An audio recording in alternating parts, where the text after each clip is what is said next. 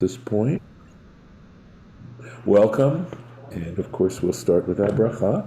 Baruch atah Adonai Eloheinu melech haolam asher kitshanu b'mitzvotav v'tzivanu la'asok b'divrei Torah. Amen. I'm looking for the... So we are on to the last parsha of Genesis, vaY'chi. And this is where we left off last year. We may have dealt with this a little bit, but so we'll review it again. But verse 7 here. So this is, of course, tells us Jacob's last years in Egypt. And we will read here, we'll close the book of Genesis with the death of Joseph. Excuse me. Sure. I thought you said we were on the last parsha. We are. There's no verse 7 and oh, wait a minute. Yeah, I don't see a verse 7 in the last. Are we in 48, chapter 48? Take a look at chapter 48. Okay, so that's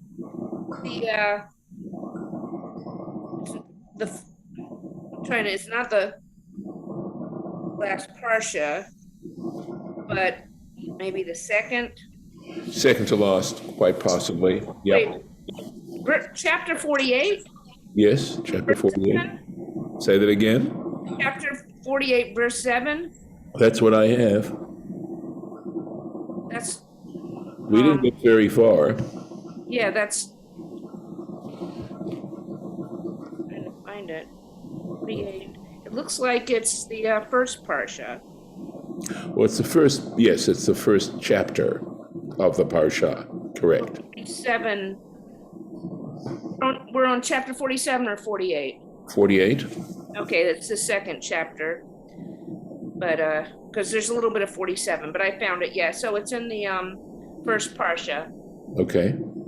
Or you're thinking of the first aliyah? Yeah. The All first. right. Yeah. Sorry. I want to know, Rabbi, why they embalmed. Do we believe in embalming people, or they embalmed Joseph? I don't understand that. You mean they embalmed Jacob? Jacob, rather. Yeah. Yeah, no, we don't practice embalming. We basically want the natural processes to take place, and of course, embalming prevents that from happening. So it's a good question, Harlan. And first of all, they were going to transport him back to the land of Canaan. So they would have required some sort of, I imagine. Of course, the Egyptians did practice embalming. They perfected it as much as they did, to the extent they did. I haven't read anything about it as such. I would have to, maybe I could put it under the category of circumstances alter cases. That there's nothing specifically in the Torah that I know of that says you're not allowed to do it, right? It's more an inference from dust you came and to dust you shall return, and the idea of making sure that you return, as smoothly as possible. But it could be that it's more of a minhag than it is a halacha. And if it were a halacha, I imagine it might be rabbinic. So I haven't done enough research on it to know to what degree it needs to be enforced and stuff like that. I can't speak with authority about it. So it's just that I know that just like you do, that we generally don't practice it, that we don't want to prevent the body from returning to its natural state. But in this particular case, there were different circumstances. I mean, they were going to be transporting Jacob's remains back to the land of Canaan. And of course, that was the custom that they practiced in that country. What about cremation? Right. I'd have to go back and actually study it. My understanding of cremation, again, it's a good question, is that we don't practice cremation, that there's some strong objections to cremation, as I understand. There is actually a mystical, I think I've shared this before, that there's a mystical belief that we are present, that it takes time, and some of the mourning customs are based on the idea that the transition from our earthly life to our spiritual life takes time. It's a transitional time. And so the practices of Shiva and covering the mirrors and those sorts of things have to do with the fact that we are actually conscious and aware of what is going on around us. And while we are separated from our bodies, we still try to hold on as much as we can to life as it was before our soul departed from the body. And so the soul is present in the house, which is why the mirrors are covered, because if you were no longer in your body and you passed by a mirror and you saw nothing back, it would be a very shocking experience to you. And some of the stuff that's written in the mystical tradition discusses the various stages that one goes through as you sort of transition from a physical form to a non-physical form. And the idea of watching yourself be burnt is a pretty horrible thing. So you're actually present at your funeral, which is again why when the body is being prepared, the body is treated with tremendous respect, because again, your soul is present at those particular moments. And I think that's at least one reason why you would not be cremated. Given the fact that so many Jews were cremated by the Nazis, you could argue both ways, which is, that in some ways you're identifying with this horrible thing that happened to your relatives, things like that. And on the other hand, of course, you could argue the other way, which is, cremation is something even more wrong because of what the Nazis did. But you could argue that both ways. And that's what I know about it, basically. Mm-hmm. But I don't tell people what to do as far as that's concerned, unless they ask me my opinion. I know that cremation is practiced. There are people who believe that it's for the sake of the earth, etc. And I'm not, I really don't want to engage in those kinds of debates when people are having to deal with death and they're in mourning and stuff. It's not a time for these kinds of conversations. If they ask me, that's a different story. But if they don't ask me, I will perform the funeral regardless and not enter these kinds of discussions. Okay? Mm-hmm. Let's go on. Va'ani bevo'i mipadan. And as for me, when I was coming from Padan, it's Padan Aram, right, in Babylonia, where he was with Laban, Meta alai Rachel be'eretz Canaan. Rachel died alai upon me, be'eretz Canaan, in the land of Canaan, baderech, on the way, during the journey. And I love in a way the expression in Hebrew, Meta alai. In other words, the connotation there is how keenly he felt her death. That his soul was so interconnected with hers that when she died, it just left him grieving in a serious kind of way. And there's a Talmudic proverb that says that a husband only dies for his wife and a wife only dies for her husband.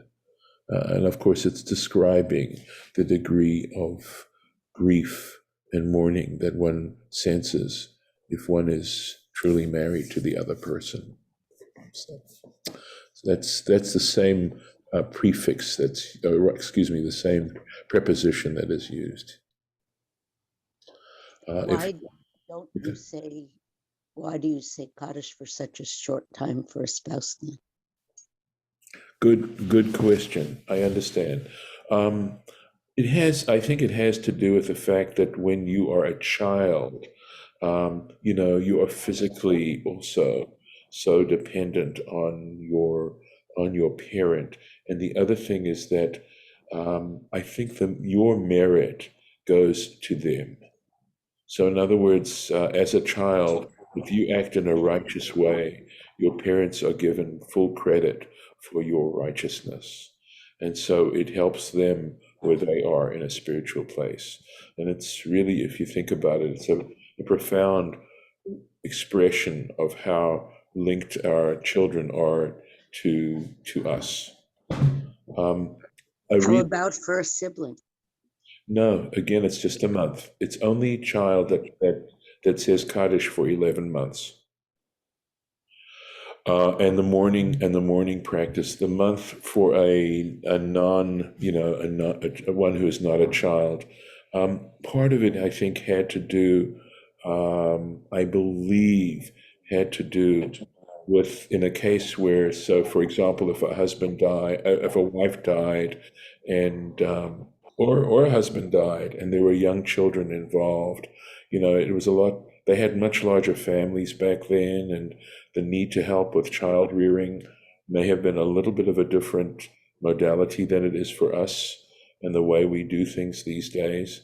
I know that a woman was supposed to wait 3 months just in case she was pregnant, and it wouldn't, it started to show off to, obviously they'd know who the father was of the child.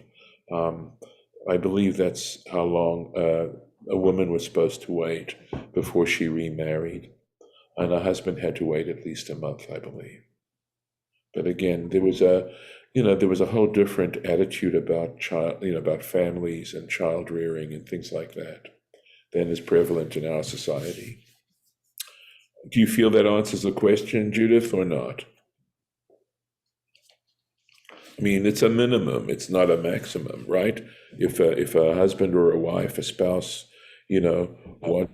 needed to grieve for longer, they needed to grieve for longer. But there was also a sense that one should not exceed in grieving. You need to try and start to adjust, just as soon as you can, within reason. Well, adjusting and saying Kaddish don't feel like the same thing, but I do get that. But I did say it for 11 months. Right, and I think in your case it was appropriate. I don't think there are prohibitions from saying it. I think it's rather saying this is the minimum requirement. Let's be honest. Is it okay for me to say there are people who don't say Kaddish for 1 day? Okay, so, I mean, yeah. I think, well, we have to decide what it really is, what Kaddish is for. Is it for the person living or for the person who has died? So I think I can answer that question. Right. Did you want to say more? I didn't want to interrupt you. No, it's just, that's the way I see it. I see it's for the person who is living, because you're the one who's saying it. So you're the one who has to make that commitment. Right, and that's somewhat of a modern, modernistic way of looking at things. It's the way we tend to see things as moderns, but traditionally one is saying it for the deceased. That the whole custom, there's a story, I don't know where its origins are in the Talmud or Midrash, but where it had to do with someone having a dream about their father, as I recollect this, that their father was carrying a very heavy load. The father had died, and the son had this dream that this father was carrying this very heavy load. And somehow, like Elijah appeared to him and told him that if he said Kaddish, the load would be lifted from his father. And that's sort of, it seems to me that those are the origins. So there's no question that, at least from a traditional standpoint, you say Kaddish for the deceased. You say Kaddish to honor them, and that it's your what I said earlier on, that it's your decision to act, to perform mitzvot, to act charitably, to do good deeds in the hopes of helping that person on the other side of the divide. So, that's just a very strong part of our tradition. So one really says all these morning things actually have to do with Kibud Hamet. We know that Kibud Hamet, that is respect for the deceased, is the primary value involved in all the mourning customs, or ways of showing respect for the deceased. And I think the truth is this, and ironically, that it's sometimes when we turn our attention away from ourselves and helping ourselves directly, that we actually help ourselves the most. That when we choose to try and help others and place our attention on others, we tend to do the best for ourselves. And when you try to, I'm not saying always, but in general, the more you focus on yourself, the less help it becomes ultimately. Unless the focus is to look at seeing what mistakes you've made and to try and do tshuva. That's a different kind of focus. But sort of self-service, that kind of thing, even if it's benign, I think one has to sort of take a measurement of that and try to make sure you balance it. We do have the famous Hillel statement, right? If I'm not for myself, who will be for me? But on the other hand, it's balanced by, and if I'm for myself alone, then what am I? So there's that balance that one requires. And if not now, when? That's the third part. So it's a good maxim, obviously. Just sharing with you what I understand. We're going to go on with this. So just continuing with this verse, right? Ba'od kivrat eretz lavo Ephrata. So there's some difficult Hebrew actually here. So the best translation that I can come up with offhand is with a short distance. Kivrat eretz is Rashi's going to go into this in some detail as to a specific measurement, right? But it basically means while there was still a short distance to come to Ephrat, Ve'ekbereha sham, and I buried her there, b'derech Ephrat, on the way to Ephrat. He Beit Lachem, and we're told that Ephrat and Beit Lechem, in other words, Bethlehem, are one and the same place. So let's see what we can do. She's not buried in Beit Lechem. She's buried on the way. That is correct. That is correct. And Rashi is going to address that.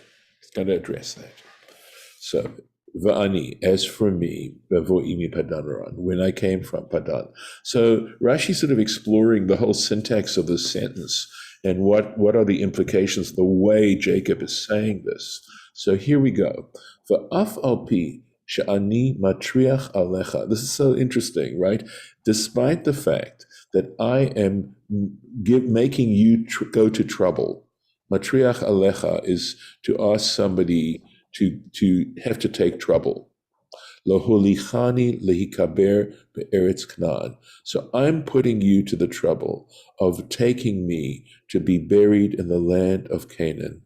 Velo kach asita le'imcha. And I didn't do that for your mother. Despite the fact that I didn't do that for your mother, here I am asking you to bury me in the land of Canaan. Shahare meta samuch leVeit Lechem, because she died close to Beit Lechem.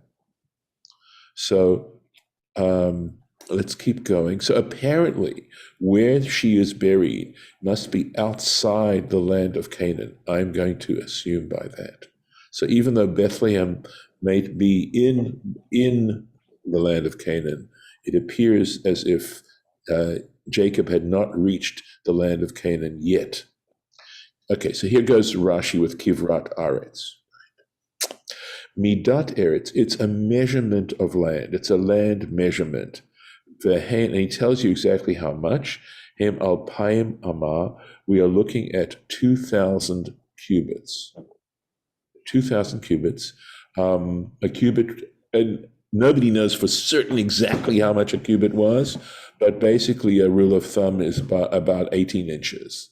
So you can figure it out. So 3,000 feet. Kamidat Tchum Shabbat. He says that is the measurement of Tchum Shabbat. Tchum Shabbat is the area outside of a city where you can walk. It's the distance past the boundary of the city that you're allowed to walk on Shabbat. So you're not supposed to do a lot of traveling on Shabbat. You're limited to 1,000 cubits beyond the city limits.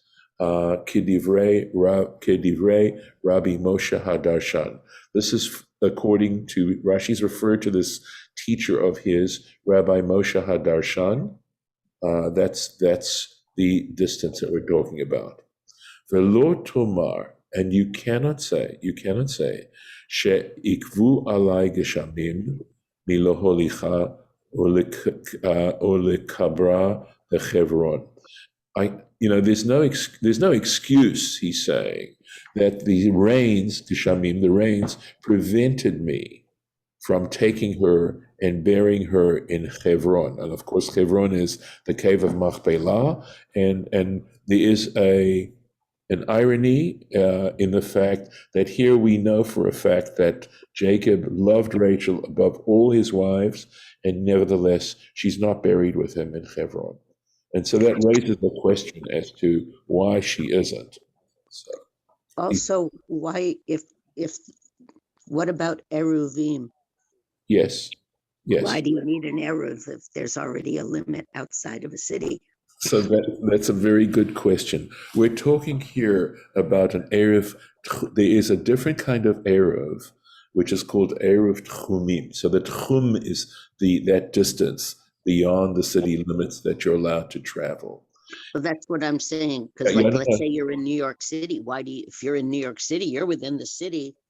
Why do you need an Eruv? So it's a different kind of Eruv. That's a different kind of Eruv. And the word Eruv really means blending. That's what the word is. So like Erev, the evening, it's a blend of day and night. That's why it's called Erev. And there's different kinds of Eruvim. There's, for example, there's Eruv Tavshilin, where what you do is you blend food in such a way that you can prepare food. If Yom Tov falls Erev Shabbos, okay, you can cook food on Yom Tov in a way that you can't on Shabbos. But on the other hand, when you cook food on Yom Tov, the rule is you can only cook the food that you require for Yom Tov. So if Shabbos is the day after Yom Tov, you're now technically unable to cook for Shabbos on Yom Tov. But if you make an Eruv, you take some of the food and you declare that you're doing it for the sake of Shabbat as well, you can cook that food on Yom Tov for Shabbat. That's a specific kind of Eruv. The Eruv that you're talking about, where you can carry things around, is not the Eruv of Tchumim. It's a different kind of Eruv, and what it's essentially doing, and this is my understanding, and it's possible that I'm wrong about it, is it's actually quite technical, and it has to do, I believe, with the fact that what you're allowed to carry in a private domain, but you're not allowed to carry in a public domain. There is a third domain, which is called the exempt domain, which doesn't fulfill all the requirements of either of the other two. It doesn't fulfill the requirements of a public domain or a private domain. And the rabbis created a fourth domain called a Carmelit, which has all the strictures of both public and private domains. You're not supposed to transfer from one domain to another. And as I said, you're not allowed to carry in a public domain on Shabbat. What the rabbis did was, by setting up some kind of demarcation, they, I believe, were able to make a Carmelit into a private domain. You are allowed to carry in a private domain. I did warn you that this is technical. And by creating that Eruv, you're now allowed to carry. It's different. Okay, it's a different. It's an Eruv Mavui. It's a Mavui and a Shituf. Other kinds of Eruvim. The specific Eruv that we're talking about here is Eruv Tchumim, and this is what you do essentially. Is you set up your domicile for Shabbat, technically at the end of the 1,000 or the 2,000 amot. Okay, and what you're able to do is then you're allowed to carry from the city limit to in that direction to where you've established your domicile for Shabbat, another 2,000 cubits. So in other words, that you can now, if you want to, for example, for the sake of a mitzvah, go and visit a Torah scholar who's speaking in a town that's past 2,000 cubits, up to 4,000 cubits. In another town, you can now do that. If you don't fully understand what I'm talking about, I cannot blame you. It helps to have illustrations of this, but essentially that's the Eruv you're talking about with the Tchum Shabbat. Do you have any? Who Yes. places the that particular? What if this breaks and you don't know it broke? No. Okay. We're no longer talking about a wire or something like that. We're talking about food. Enough food for Shabbat. That's the way Oh, you establish your domicile, is that you set aside enough food for 2 meals in that particular location. oh. Listen, if you're confused and having difficulty, it means you're paying attention. One of the most difficult tractates in the entire Talmud is the tractate Eruvin. There's a tractate by that name that deals solely with these particular topics, and it's a difficult tractate. What if you live in an apartment and it's a hallway there, but everybody goes in? Okay. Yes, that is a different kind of Eruv. That has to do with the fact of the mavui, of a passageway or something like that. All right. Yeah, It's a different kind of Eruv. We're taking a lot of time on this. It's almost 8 I'm o'clock. sorry. And we've not discussed really much of the verse at all. So, I mean, they're legitimate questions. They have to do with, understanding a mitzvah. And it's a very interesting area and also very complicated. So I am going to take a moment to see if I can get a little bit further on this. So basically what Jacob is doing is saying to Joseph, I have this big favor to ask you. You have every right to tell me that, that I didn't act in that way. Why should you act in that way? It's not going to be do as I say and don't do as I do, right? I mean, you do as you do. You set up an example. So he's saying, I cannot use that excuse, right? I can't say, well, it was the rainy season, so I couldn't set out to bury her in Hebron. He says, Eit hagrid haya. It was actually the time when the surface of the fields was parched. Sheha'aretz chalula umenukevet kavura. He says it was, even though it wasn't the rainy season, I'm not going to use that as the excuse. It actually is the dry season, but at that particular time, the earth is sort of perforated like a sieve. A kavura is a sieve. So this is, this wasn't a simple Rashi for me, because it's like he's saying, well, look, I'm not using this one excuse because generally speaking, it's a very difficult time to travel when it's the rainy season. And that's why we don't have the pilgrim festivals during the rainy season. If you think about it, right? Pesach is the end of the rainy season. Shavuot follows 7 weeks later, and Sukkot is the beginning of the rainy season. So essentially, it's not difficult to travel at that time, and this was a serious consideration back then when travel, you didn't have a car to travel in; it was much more open. But on the other hand, is he saying here, I had a different problem? Is that what he's saying here? And it's sort of interesting why he needed to mention that. So maybe that is what he's saying, that despite the fact that it wasn't the rainy season, I still would have had difficulty. Yes. This points out, it points out specifically that where it says stretch of land, it's the same, kind of the same word as the words of that was full of holes like a sieve. Yes. So I think that's what precipitated the comment. But Right. also, is that word related to the word for grave, or am I getting confused? That word is spelled with a kuf, not with a Okay. Right. So kever, meaning a grave, is with a kuf. Okay. Yes, so that is true. So just to point that out, thank you, Lauren. I think that's important, that the reason why he's using kivrat eretz is a short way of saying that the land was filled of, there's the word kavera, a sieve. The ikabra sham, or ekbare hasham, sorry, I buried her there. V'lo holichtiha afilo leveit lechem. And he's saying, I didn't even take her to Bethlehem. la'achnisa la'aretz, in order to bring her into the land. V'yadati, but he knows the reason he didn't. He's giving an explanation. He's explaining to Joseph that there was a reason for him not to do it. V'yadati sheyesh belibcha alai. He says, I know in your heart you have this against me. You held this against me. Aval dalacha, but please know, you should know. She'al pi hadibur kavarti hasham, that it was because God commanded me to bury her there, right outside the land of Canaan. It wasn't my idea. It was because God told me I had to do it. Why? And this is beautiful, actually. Shetahei le'ezra levaneha, so that she could assist her descendants. Kesheyigle otam Nebuzaradam, when Nebuzaradam would send them into exile, right? We're looking at the destruction of the first temple. Excuse me, one second. Excuse me.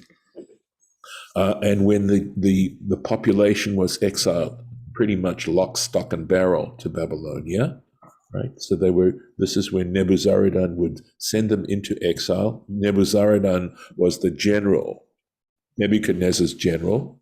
Vahayu, Vahayu ovrim derech sham. And that was, they had to pass that location on their way into exile, on their way to Babylonia. They had to pass her too.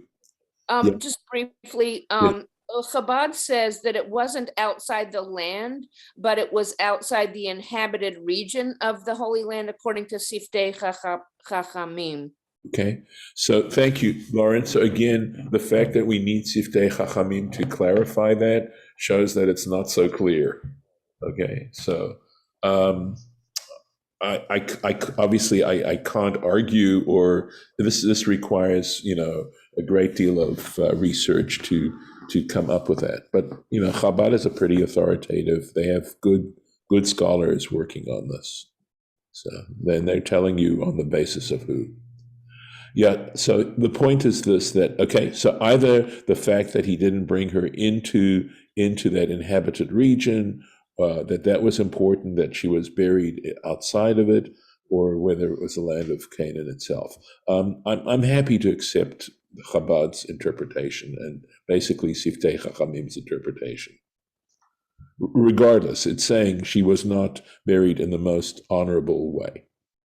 So here we go now. Yatzat. So we left it at the Israelite. The people are being sent out to Babylonia. Yatzat Rachel al Kivra. So Rachel went out of her tomb.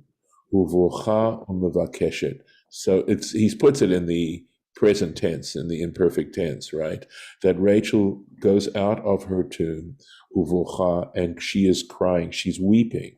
Mevakeshet alehem rachamim, and she is praying to God to have mercy on them. Shne'emar, and this is this quote from Jeremiah 31. Kol barama nishma, a voice is heard in Ramah, the Gomer, etc. So it goes specifically on to say Rachel seeking mercy for her descendants. V'hakadosh Baruch Hu, and the verse goes on to say, V'hakadosh Baruch Ha Meshiva, responds to her. The Holy One, blessed be He, responds to her that says, Yesh schar lefulatech. There is merit, there is benefit for what you do. Ne'um Hashem, saith the Lord, etc. And basically ends by saying, V'shavu vanim ligvulam, and the children will return to their borders. So basically, taking this all together, Jacob is saying to Joseph, it's so that your mother is going to be able to help our descendants in the future. It's important that she is there. And again, there's a lot of symbolism involved here, and there's stuff to unpack, which I'm not doing, but just in a sense, the drama and the pathos involved in this statement from Jeremiah and how Rashi is applying it right here in this conversation that Jacob is having with his son. Ve'onkelos tirgem kruv ara. Okay, so Onkelos translates this as a distance, kadeshi ur charishat yom. So this is an expression in Aramaic that represents the distance of 1 day's plowing, Sfarim Achirim, this is saying other manuscripts apparently have charishat eretz. Okay, that it's the plowing of land, or maybe Harishat Yom Eretz, something like that. I don't know for sure. For Omer Ani, however, Rashi is saying, I'm of the opinion, Shahaya lahem ketzev, that in fact there was a fixed measurement, just like we talk about a mile or a foot, etc. This is Kivrat Eretz, is a fixed measurement, Shayu Korin Oto, that they referred to it. Kedei macharishat achat, he says the distance of 1 plows in the course of a day, that was a specific length. And here he's got this French word. Lauren, you may have an English application of what this word is. Okay, coriad, I don't know, a cord.